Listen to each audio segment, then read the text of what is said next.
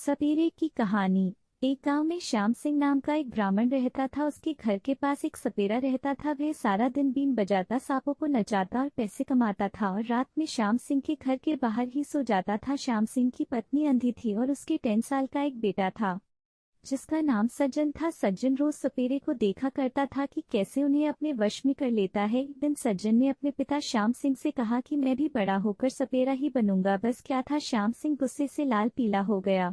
उसने सपेरे से कहा, तुम यहाँ से भाग जा, मेरा बेटा तुझे देखकर सपेरा ही बनना चाहता है। पढ़ाई लिखाई में उसका मन नहीं लगता है, उसकी माँ अंधी है और मैं भी बूढ़ा होने वाला हूँ। उसे नहीं पता कि उसे अपनी खेती बाड़ी देखनी है, पर लिखकर बड़ा आदमी बनना है, बल्कि उसे तो तुम्हें देख देख कर सपेरे बनने की इच्छा होती है। श्याम सिंह ने सपेरों को बुरा भला कहा, उसका सामान बाहर फेंक दिया और दरवाजा बंद कर लिया। अगले दिन सुबह उसने देखा कि सपेरा अपनी पोटलियां बांध कर जा रहा है। जब सपेरे चला गया, उसने सारे आंगन में गंगाजल छिड़का और तुलसी का पौधा लगाया। कुछ दिनों के बाद एक दिन सज्जन बीन बजा रहा था। श्याम सिंह ने उसको देख लिया। उसने उसको इतना मारा और सा नालायक, पढ़ने लिखने से तो गया, बीन बजाना सीखा है। ये किसने दी थी? सज्जन ने कहा, जो सपेरे चाचा हमारे घर के बाहर रहता था उसी ने दी थी। श्याम सिंह ने तोड़कर फेंक दी और उसकी उंगली मरोड़ी कि उसकी उंगली ही टूट गई है। जो जोर से चिल्लाने लगा। श्याम सिंह पर कोई असर नहीं पड़ा। उसकी अंधी पत्नी आई अपने बच्चे को छुड़ाने के लिए। श्याम सिंह ने कहा, और क्या दे गया है? वे नालायक सज्जन ने कहा कि एक भभूत दे गया है, लगाने से सांप बस में हो जाता है। और पता नहीं है, श्याम सिंह ने उसके हाथ से भभूत की राख भी साथ दी और उसको बहुत मारा। उस दिन के बाद से सज्जन चुपचाप रहना लगा, ना किसी से बोलता है, ना खेलने जाता अब और ना ही पढ़ने जाता, बस घर में पड़ा रहता। जब उसकी माँ से खाने के लिए देती तो खा लेता। ऐसे ही 15 दिन बीत गए। एक दिन की आवाज सुनाई दी। श्याम सिंह ने सोचा, आज ही नालायक फिर मेरे हाथों से पिटेगा। उसने अपनी पत्नी से, वह देखो, आज फिर तुम्हारा लड़का बीन बजा रहा है, आज तो मैं उसका सारा भूत उतार दूंगा। उसने जाकर देखा तो वहां पर बीन की आवाज आ रही थी।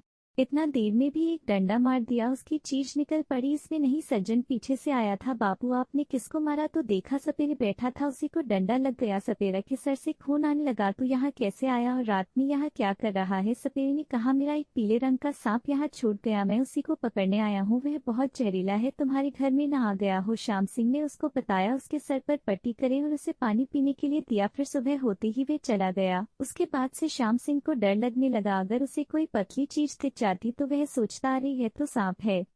रामलाल सोचने लगा, काट लिया तो क्या होगा? श्याम सिंह अपने चबूतरे पर बैठकर सोच रहा था कि सज्जन आया। बहुत धीरे धीरे आवाज में डरता हुआ बोला, बापू, क्या मैं इस सांप को पकड़ लूं? रामलाल बोला, तू कैसे पकड़ेगा?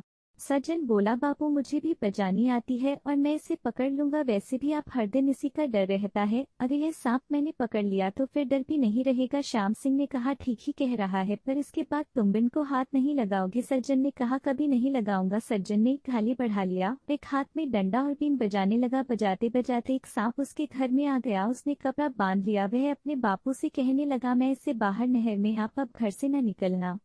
कुछ दिनों के बाद जब श्याम सिंह एक दिन अपने खेत से घर गया तो उसे घास के ढेर में वह कपड़े से बंधा मटका मिला। उसने सोचना, सज्जन नालायक है, इसने मटका नहर में नहीं फेंका। उसने खोला तो वहां सांप नहीं था। वह गुस्से से लाल हो गया कि सज्जन ने फिर उससे झूठ बोला।